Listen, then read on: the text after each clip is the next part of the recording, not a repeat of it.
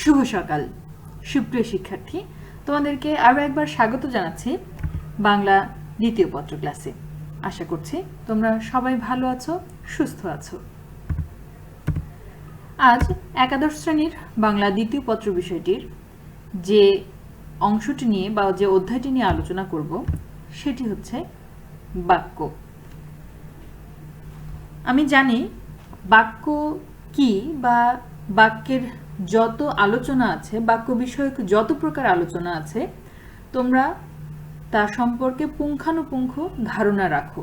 তোমরা অনেক আগে থেকে এই বিষয়টা নিয়ে চর্চা করে আসছো। প্রায় ষষ্ঠ থেকে শুরু করে দশম শ্রেণী পর্যন্ত প্রায় প্রতিটি ক্লাসেই বা প্রতিটি শ্রেণীতেই বাক্যের আলোচনা আবশ্যক হিসেবে তোমাদের পাঠ্য বইতে অন্তর্ভুক্ত ছিল। তদুপরি যেহেতু তোমরা একটি পাঠহীন অথবা বিদ্যালয় শিক্ষা প্রতিষ্ঠান বিমুখ একটি অবস্থায় আছো, শিক্ষা প্রতিষ্ঠানে এখন যাওয়া হচ্ছে না, চর্চা করা হচ্ছে না, আর বাংলা বা ইংরেজি এর ব্যাকরণ অংশটুকু এমন যা চর্চা না করলে অনেক সময় আমরা সেখান থেকে একটু হারিয়ে যাই বা দূরে সরে যাই বা ভুলে যাই কিছু কিছু বিষয়। তো এই উদ্দেশ্যেই তোমাদের জানা থাকলেও আমি নিশ্চিত জানি যে তোমরা জানো বিষয়গুলো এবং তোমরা অত্যন্ত ভালো একটি ফলাফল করে দশম শ্রেণী থেকে উত্তীর্ণ হয়ে দ্বাদশ শ্রেণীতে এখন অধ্যয়ন করছো। তো এই উদ্দেশ্যে শুধুমাত্র তোমাদের চর্চাটাকে একটু বহাল রাখার উদ্দেশ্যে আজকের এই আলোচনা। তো আশা করছি সবাই একটু ধৈর্য ধরে মনোযোগ দিয়ে একটু ক্লাসটা শুনবে, এতেই তোমাদের কাজ হয়ে যাবে বা তোমাদের যেটুকু স্মৃতি থেকে সরে গিয়েছিল সেটুকু আবার ফিরে আসবে বলে আমার বিশ্বাস। তো সুপ্রিয় শিক্ষার্থী, বাক্য কি বা কাকে বলে, অর্থাৎ বাক্য সম্পর্কে কিছু ধারণা আমরা আবার একটু ফিরে পেতে চাই। বাক্য কাকে বলে? খুব সাধারণ একটি প্রশ্ন যা তোমরা অনেক ছোটবেলা থেকে শুনে আসছো। আসলে ভাষা প্রথমত বাক্যের সমষ্টি, অর্থাৎ আমরা যা বলি প্রতিনিয়ত, যেভাবে আমাদের মত বিনিময় করছি বা একজন আরেকজনের সঙ্গে যেভাবে যোগাযোগ স্থাপন করছে, যা বলে বা যেভাবে নিজের মনের ভাব প্রকাশ করছে, এগুলোই হচ্ছে বাক্য। অর্থাৎ ভাষা বাক্যের সমষ্টি।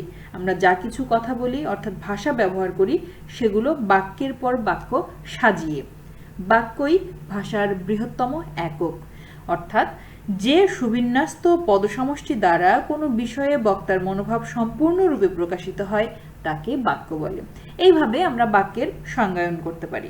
বিভিন্ন মনীষীগণ বাক্যের সংজ্ঞাকে বিভিন্নভাবে সংজ্ঞায়িত করার চেষ্টা করেছেন। এর মধ্যে উল্লেখযোগ্য হল ডক্টর সুনীতি কুমার চট্টোপাধ্যায়।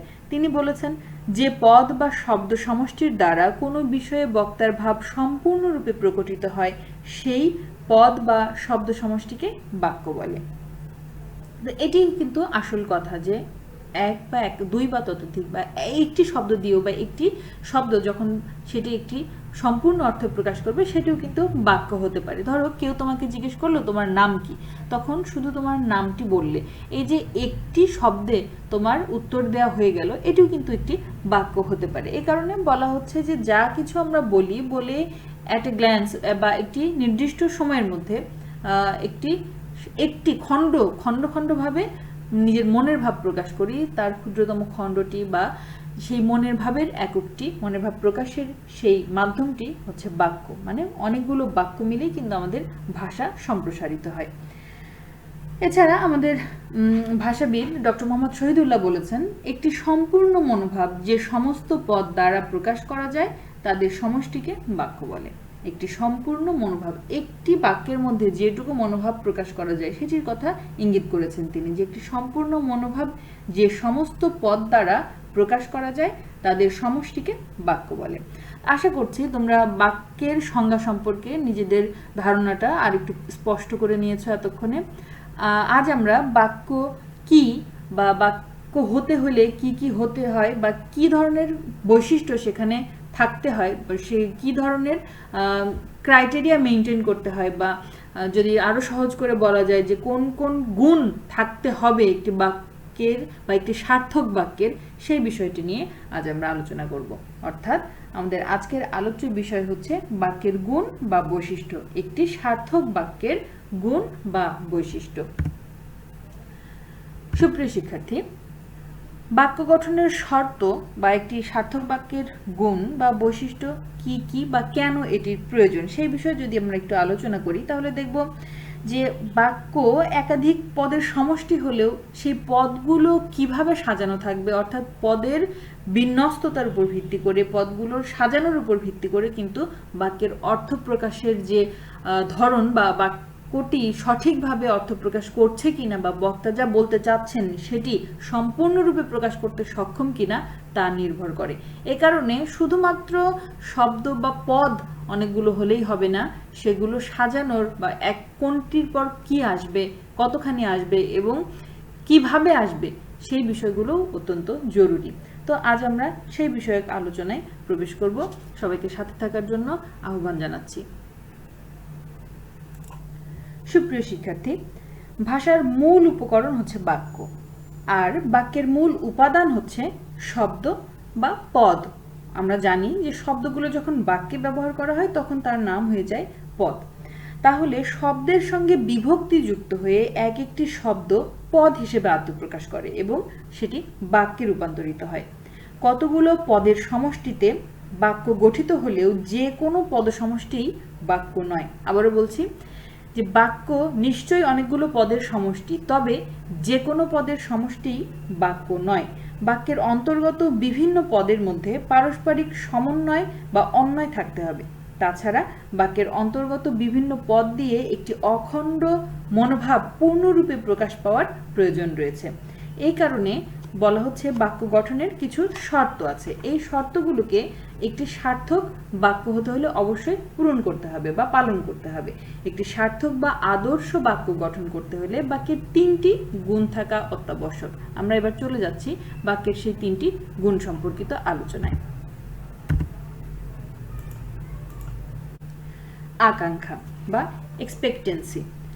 বাক্যের অর্থ ভালোভাবে বোঝার জন্য যতগুলো পদের প্রয়োজন তার সবকটি যদি বাক্যে না থাকে এবং কোনো এক বা একাধিক পদ অবশিষ্ট থাকে, তবে ওই অবশিষ্ট পদ শোনার ইচ্ছাকে বাক্যের আকাঙ্ক্ষা বলে। অর্থাৎ বাক্যের অর্থ উপলব্ধির জন্য এক বা একের বেশি পদ শোনার যদি বাসনা তৈরি হয়, তাহলে বাক্যের সঙ্গে ওই অবশিষ্ট পদ সম্পর্ককে আকাঙ্ক্ষা বলে। একজন বক্তা তিনি যা বলতে চাচ্ছেন তার সম্পূর্ণটুকু না বলে বা যেটুকু কথা একজন শ্রোতা একজন বক্তার কাছ থেকে প্রত্যাশা করছেন তার সম্পূর্ণটা পূরণ না হলে সেখানে আকাঙ্ক্ষার নিবৃত্তি হয় না। সেই কারণে সেটি আকাঙ্ক্ষার শর্তটা পূরণ করতে পারে না, ফলে সেটি একটি অসম্পূর্ণ বাক্য হয়ে যায়। এখানকার উদাহরণটি একটু লক্ষ্য করো। ঢাকা বাংলাদেশের, এই পর্যন্ত বলে দাড়ি দেওয়া হয়েছে। এটিকে একটি বাক্য হিসেবে দেখানো হচ্ছে, ঢাকা বাংলাদেশের। এভাবে যদি বলা হয় তাহলে এটিকে বোঝানো হচ্ছে একটি বাক্য, কারণ বাক্যটি শেষ করে দাড়ি দেওয়া হয়েছে। কিন্তু একজন শ্রোতা এটি পড়ে বা এটি শুনে কোনো অর্থ করতে পারবেন না বা কোনো অর্থ উপলব্ধি করতে পারবেন না। আমরা জানি, আমরা বাক্যের সংজ্ঞা থেকেই জানি যে বক্তা এবং শ্রোতার মধ্যে একটি সম্পর্ক স্থাপিত হতে হবে সার্থক বাক্য হতে হলে।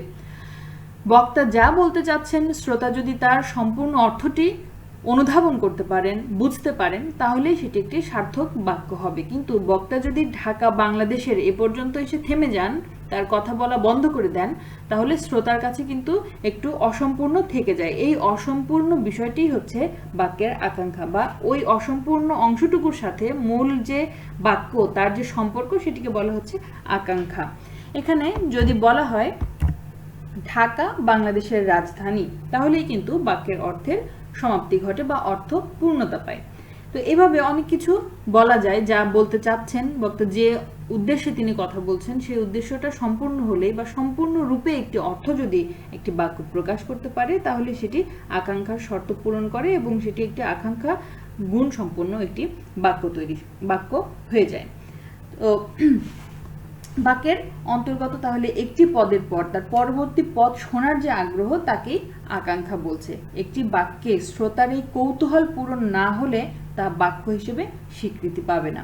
সুতরাং সেই কৌতূহলটি পূরণ হওয়া পর্যন্ত বাক্যের পদগুলো একটি অন্যটির সাথে জড়িত বা সম্পর্কিত থাকতে হবে। আমরা চলে আসি আমাদের পরবর্তী শর্তে, সেটি হচ্ছে আসক্তি অর্থাৎ নৈকট্য। বাক্যে ব্যবহৃত পদসমষ্টি পরস্পর অন্বয়যুক্ত বা সম্পর্ক অনুযায়ী যথাস্থানে সন্নিবিষ্ট বা সংস্থাপিত হলে তাকে আসত্তি বলে। এক কথায় আসত্তি হলো বাক্যে ব্যবহৃত পদগুলোর ব্যাকরণসম্মত অবস্থান বা বিন্যাস।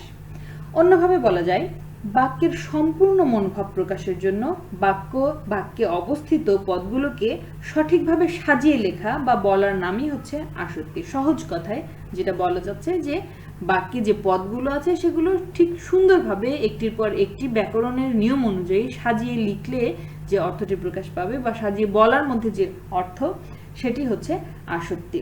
যদি এভাবে বলা হয়, গগনে বর্ষা গরজে ঘন মেঘ, তাহলে বাক্যের যে অর্থ সেটি কিন্তু বুঝতে একটু অসুবিধা হচ্ছে। বক্তা যা বলতে চাচ্ছেন তা কিন্তু শ্রোতাপক্ষ সঠিক রূপে বা এক কথাতেই বা একবার শুনেই তিনি বুঝতে পারছেন না, তাকে ফিরে তাকাতে হচ্ছে, আরো মনোযোগ দিয়ে শুনতে হচ্ছে। এই যে একটি অবস্থার সৃষ্টি হচ্ছে, এখানে কিন্তু আসক্তির গুণটা দেখা যাচ্ছে না বা আসক্তির অভাব দেখা যাচ্ছে।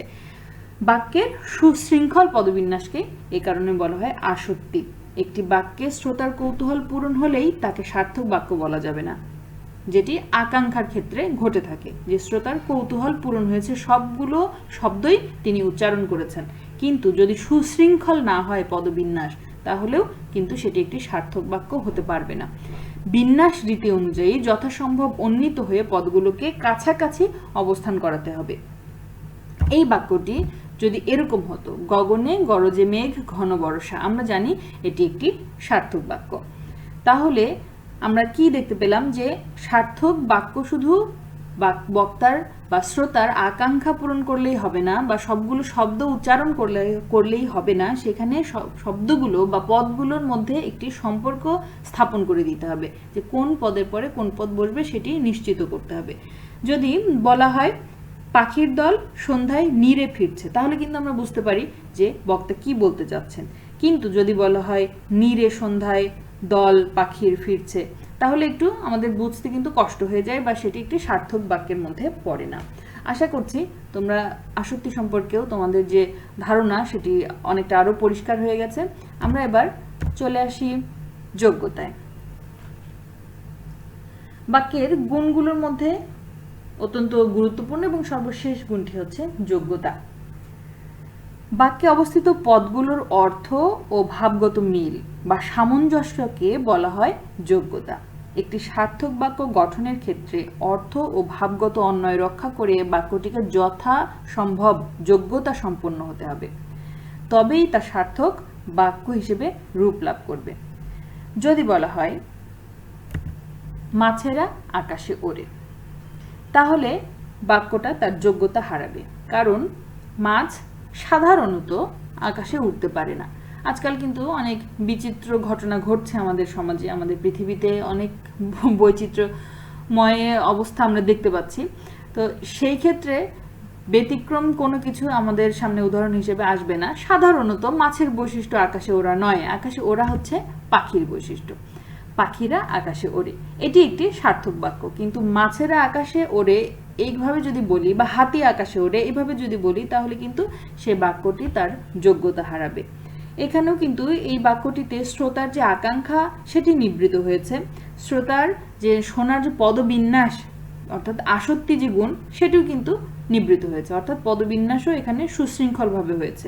তবুও এটি একটি সার্থক বাক্য নয়। অর্থগত অসঙ্গতির কারণে বাক্যটি যোগ্যতা হারিয়েছে। কারণ হাতি বা পাখি এই দুটোর মধ্যে কোনটি আকাশে উঠতে পারে সেটি শ্রোতাকে গ্রহণ করতে হবে বা বক্তাকেও সেটি বিবেচনা করে বলতে হবে। পাখির আকাশে ওঠার ক্ষমতা আছে, কিন্তু হাতি বনে ঘুরে বেড়াবে বা হাতির যোগ্যতা নেই সেটি করার, অর্থাৎ আকাশে ওড়ার। তো এই যে আকাঙ্ক্ষা, আসক্তি এবং যোগ্যতা, এইভাবে আমাদের সবগুলো দিক, অর্থাৎ শোনার যে কৌতূহল সেটিকে দমন করতে হবে, পদবিন্যাস সুশৃঙ্খল হতে হবে এবং পদগুলো তাদের যোগ্যতা অনুযায়ী অবস্থান করবে অর্থের দিক থেকে।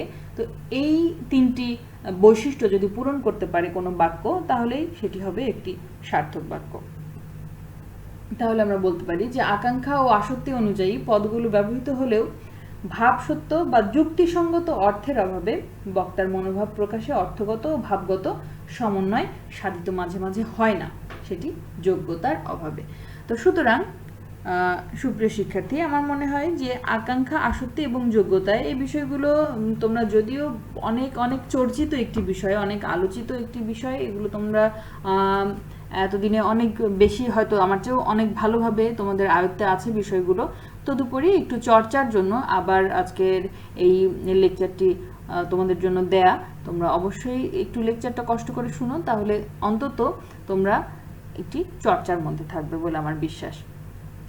আজ এ পর্যন্তই। বাক্যের যে অন্য দিক আছে, বাক্য হতে হলে আরো কি কি হওয়া দরকার, যেমন খণ্ডবাক্য, স্বাধীন বা পরাধীন বা অধীন খণ্ডবাক্য, বাক্যের উদ্দেশ্য বা বিধেয়, এই সমস্ত আলোচনা নিয়ে আমরা আরেকটি ক্লাস করব খুব শীঘ্রই। ততক্ষণ পর্যন্ত সবাই ভালো থেকো, সবাইকে অসংখ্য ধন্যবাদ।